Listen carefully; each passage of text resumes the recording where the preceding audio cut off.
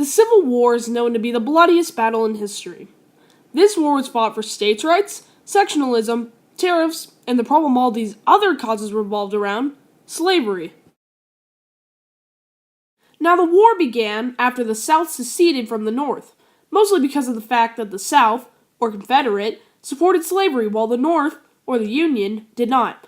To make matters even worse, Abraham Lincoln was elected the President of the U.S., a man who planned to abolish slavery. These two opinions finally clashed against one another when the war started, however. Now, tariffs are another large portion of why the Civil War began. The Republican Party, a group planning to completely abolish slavery, supported a higher tariff along with some economic changes. A tariff is a tax placed on an imported or exported good, and the Republicans believed it would benefit America's economy and industry by raising the price on competing imports, with most industry being located in the North. The only problem is, most of the South's economy was based on foreign trade and slave labor, a counterpart to the industry in the North. This would have a negative impact on the Southern's economy and make less use of slaves. Now, this made Southern states very mad and led to them seceding from the Union. Another reason for the American Civil War is sectionalism, which basically means that the South and North grew apart from one another. The reason for this breaking apart was the issues brought up earlier, as well as the fact that the North could operate without the South, and the South could operate without the North. This made it even easier for the South to begin fighting and break apart from the North, as the relationship between both of them was very weak. Tariffs then led to states' rights issues. After the tariff dispute, the Southern states were very mad and argued that the federal government should not have power over allowing slavery in the states or not. The Southern states also claimed that each state should be able to secede if voted by the citizens to do so. The Northern leaders disagreed, saying that federal laws applied to all states and that states could not legally separate from the Union. So, basically, the South wanted control over whether they could have slavery or not, and wanted to be able to break apart from the Union if they wanted to. But the Union disagreed and would not allow it, giving even more reason for the Southern states to leave the Union. The Battle of Fort Sumter was the first battle in the Civil War. Ironically, though, the first battle in the bloodiest war in history had no casualties outside of a Confederate horse. Now, the Union, after the Southern states had seceded, decided to set up a base very deep into and almost behind the South, near Charleston, South Carolina. The South viewed this man-made island composed of only a fort and heavily armed as a threat to them and attacked the base. Robert Anderson defended the base when at 4:30 a.m. on April 12, 1861, a 34-hour siege led by P.G.T. Beauregard took place, ending in the Union surrender. The Battle of Vicksburg, also known as the Siege of Vicksburg, was the last part of the Vicksburg Campaign, a series of battles and events in Vicksburg, Mississippi, a fortress city that was well defended and was very helpful for the Confederate. Grant had failed to capture Vicksburg before with 2 assaults, and finally decided to defeat Vicksburg with a siege. Running out of supplies and having no reinforcements, the garrison finally surrendered on July 4th and gave the Mississippi River to the Union as well. This surrender was also considered a turning point in the war, seeing as how the South had been defeated and had given up a very powerful strategic strongpoint. Along with this, for the Confederate, it cut off communication with other Confederate forces. Now, the South lost, or had, 3,202 soldiers wounded, and 29,495 surrendered, while the Union only lost 4,835 soldiers overall. The Battle of Gettysburg was a 3-day battle in and around the city of Gettysburg, Pennsylvania, having the most casualties of any battle in the American Civil War, and is often considered the turning point in the war. Now, Robert E. Lee was confident after his previous successes and began his second invasion of the North. However, George Gordon Meade defeated Lee at Gettysburg, ending his invasion of the North. This slowed down the South's offense and phased the South, seeing as how their successful general had just been caught by their enemies. The North had 3,155 killed, 14,531 wounded, and 5,369 captured or missing, while the South had 4,708 killed, 12,693 wounded, and 5,830 captured or missing.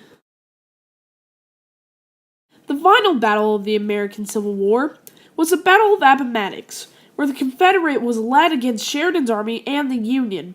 When realizing that there was no chance of winning, Lee surrendered to Grant in a small village named Appomattox Courthouse, where Lee and Grant corresponded a ceasefire between forces and the surrender of the Confederate army. In addition, the surrender was very generous, allowing the Confederate to not be imprisoned and even provided Lee with food rations to make it back home. The Battle of Antietam, also known as the Battle of Sharpsburg, usually in the South, was fought on Wednesday, September 17, 1862. This battle was the first major and bloody battle to take place on Union soil and is the single bloodiest day in American history, with 22,717 dead, wounded, or missing on both sides. Lee was being chased by George B. McClellan and finally arrived in Maryland, where he was attacked heavily by the Union forces. Even though McClellan had superior, possibly, and definitely larger amounts of soldiers, his attacks did little but benefit the South, who countered the attack and conquered McClellan's attacks. The North had 2,108 killed, 9,540 wounded, and 753 captured or missing, while the South had 1,546 killed, 7,752 wounded, and 1,018 captured or missing. The first Battle of Bull Run, or First Manassas, used by the Confederates, was fought on July 21, 1861, in Prince William County, Virginia, near the city of Manassas. Brigadier General Irvin McDowell led his troops to end this rebellion early after the Battle of Fort Sumter. He combated with P.G.T. Beauregard and was winning until reinforcements for the Confederates arrived. The now famous Thomas J. Jackson got his nickname, Stonewall Jackson, from this battle by standing his ground against the Union. Along with this, the battle showed both sides that this war would be longer and bloodier than expected, with the South winning the first battle after Fort Sumter. The North had 460 men killed, 1,124 wounded, 1,312 captured or missing, and the South had 387 killed, 1,582 wounded, and 13 missing.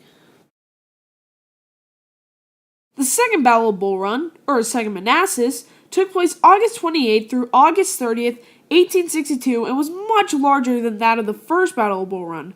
The generals of the battle, John Pope for the Union and Robert E. Lee for the South, fought at Prince William County, Virginia, the place the First Battle of Bull Run was fought at, having the largest simultaneous mass assault of the war, with the South winning the battle and the North retreating.